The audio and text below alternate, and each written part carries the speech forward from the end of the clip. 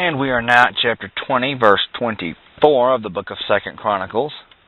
And when Judah came toward the watchtower in the wilderness, they looked unto the multitude, and behold, they were dead bodies fallen to the earth, and none escaped.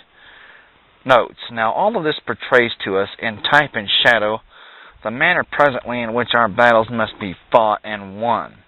Paul said that these are examples for us in 1 Corinthians chapter 10, verse 11. Continuing, and when Jehoshaphat and his people came to take away the spoil of them, they found among them in abundance both riches with the dead bodies, and precious jewels which they stripped off for themselves, more than they could carry away. And they were 3 days in gathering of the spoil, and it was so much. Notes, now this was the true position of the child of God.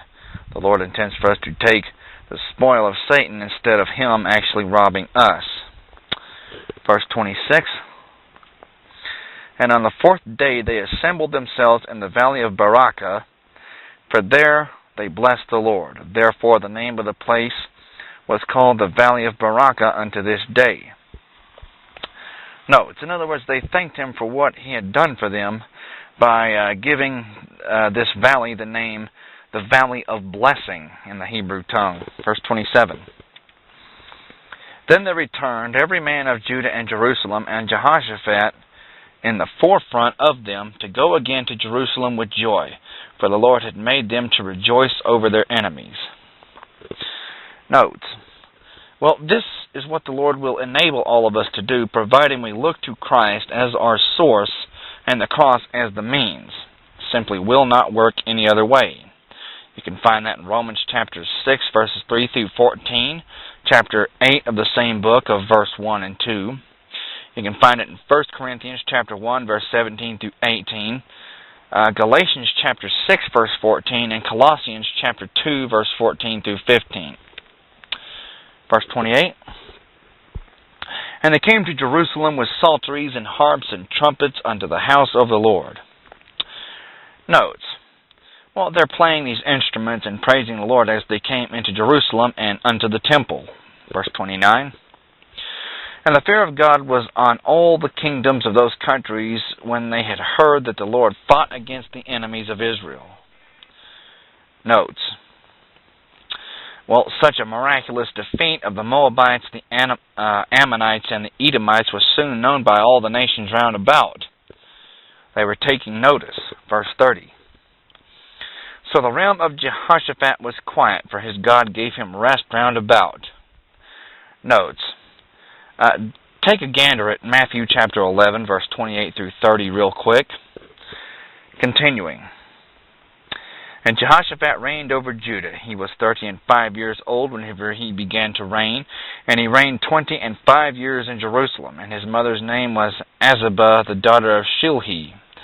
And he walked in the way of Asa his father, and departed not from it, doing that which was right in the sight of the Lord. Verse 33. Howbeit the high... the wind just blew my page. Howbeit the high places were not taken away, for as yet the people had not prepared their hearts unto the God of their fathers. Notes, well, even though Jehoshaphat had given instructions that had to be done, that this be done, what it boils down to is that despite the great miracle which they had just experienced in the defeat of their enemies, well, this shows us that miracles do not necessarily turn one person towards God, okay? You always hear about these people that are whining and complaining as to why God doesn't do this or that certain miracle for them. The truth is, it wouldn't make any difference to them anyways. Look no further than the example of the Red Sea parting and what happened immediately afterwards. Verse 34. Now the rest of the acts of Jehoshaphat, first and last, behold, they are written in the book of Jehu, the son of Hanani, who is mentioned in the book of the kings of Israel. And after this did Jehoshaphat king of Judah join himself with Ahaziah king of Israel, who did very wickedly. And he joined himself with him to make ships to go to Tarshish. And they made the ships in Ezion Gaber. Notes. Now here we have it once again. Jehoshaphat will succumb to his old sin, and an old sin just so happens to be a very easy sin to commit. He's making more and more alliances with kings who don't have God in their best interest. Verse 37, Then Eleazar the son of Dodavah of Marashah prophesied against Jehoshaphat, saying, Because you have joined yourself with Ahaziah, the Lord has broken your works, and the ships were broken that they were not able to go to Tarshish. Notes.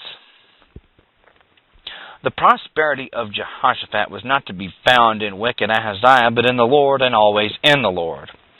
When it says in the 32nd verse that Jehoshaphat departed not from doing that which was right in the sight of the Lord, it was speaking of idol worship.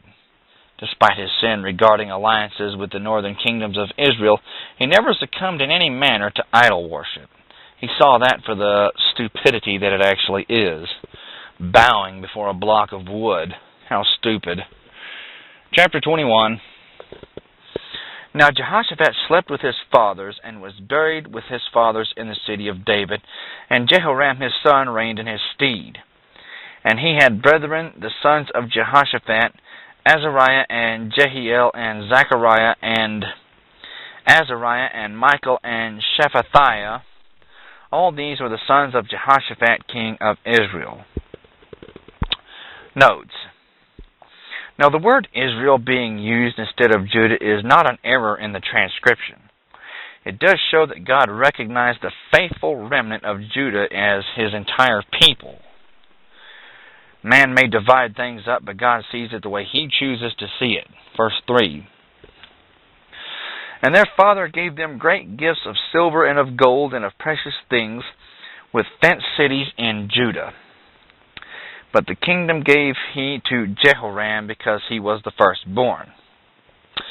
Notes. Now, Jehoram was one of the most wicked kings to sit on the throne of Judah. And according to the last phrase of this verse, the implication is that Jehoshaphat did not have the mind of the Lord regarding the selection of Jehoram.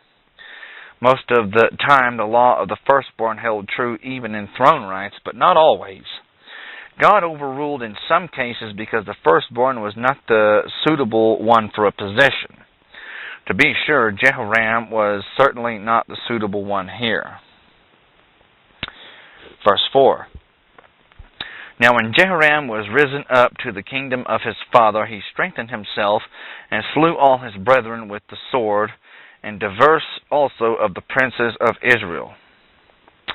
Note, he killed everyone in verse 2. He strengthened himself by murder and ruthlessness instead of doing it the way that his godly father had done, and he was not very much of a blessing to anyone. Verse 5. Jehoram was 32 years old when he began to reign, and he reigned 8 years in Jerusalem. Note, 8 years of absolute hell on earth for Israel because of this. Verse 6.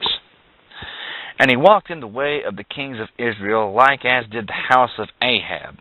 For he had the daughter of Ahab to wife, and he wrought that which was evil in the sight of the Lord. Note, we now see the leaven that was in the life of Jehoshaphat concerning his alliance with Ahab. The awful thing about sin is that it breeds more sin, and in fact can only be stopped by faith in Christ and what he has done at the cross. Verse 7. Howbeit the Lord would not destroy the house of David, because the covenant that he had made with David, and as he promised to give a light to him and to his sons forever. Verse 8. In his days the Edomites revolted from under the dominion of Judah, and made themselves a king. We will have to pick up in chapter 21, verse 9 of 2 Chronicles. Thank you, and God bless.